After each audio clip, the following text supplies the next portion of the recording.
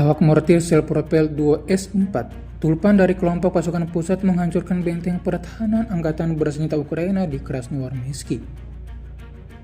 Rekamannya ramai beredar di media sosial Telegram pada Selasa 24 Desember 2024. Angkatan bersenjata Rusia dengan strategi yang matang mulai bergerak maju dan membasmi habis titik-titik yang ditargetkan. Sebelum melancarkan rudal mematikan, pasukan Rusia tampak melakukan persiapan dengan sangat matang terlebih dahulu.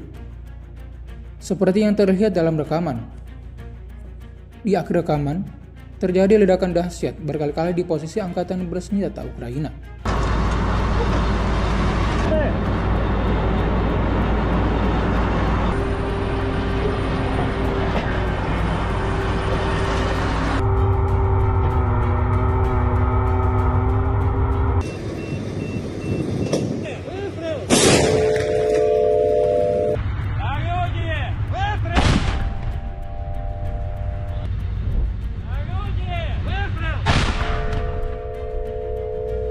Сегодня поразили взводно-опорный пункт около путей сообщений вооруженных сил Украины. Цель поражена. Работаем в основном по укрепрайонам, взводно-опорным пунктам, фортификационным сооружениям.